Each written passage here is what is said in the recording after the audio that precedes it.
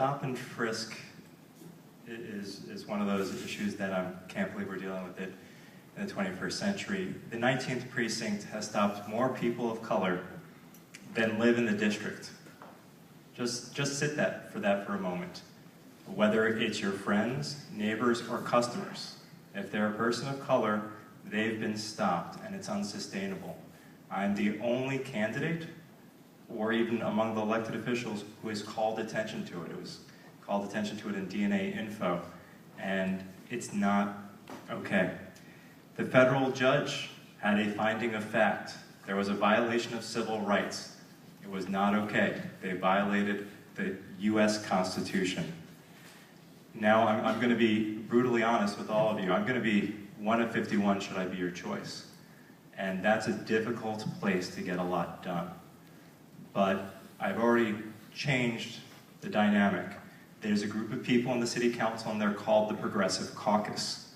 And Decide NYC was kind enough to write an article entitled, I am actively rushing the Progressive Caucus. I actually approached all of them and said, I want to join your organization. And they're 12 of the most progressive people, and they actually sponsored and got the Community Safety Act passed. And then when it got vetoed, they were behind overturning it. I have pledged, and I will be joining them. They've already endorsed me, the Progressive Caucus Alliance, this Monday. And I'm looking forward to joining them to be able to get a lot more done than your average city council freshman. I'm looking forward to getting the Inspector General passed. The CCRB, the Civilian Complaint Review Board, wasn't able to stop and frisk. And so until we can empower the CCRB to where it needs to be, and I'm all in favor of retooling that, we do need an Inspector General. The New York Times agrees, and as do many of the major newspapers in the city.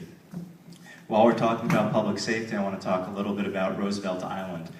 They have a very different type of problem.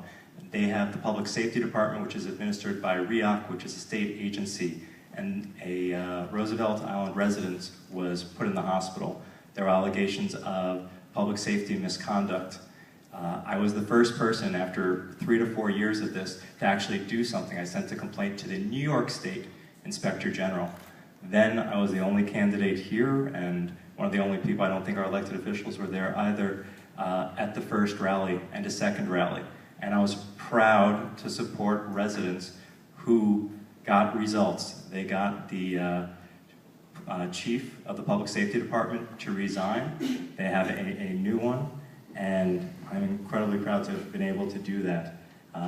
Together, we can make a difference and fight stop and frisk and make our neighborhood safer.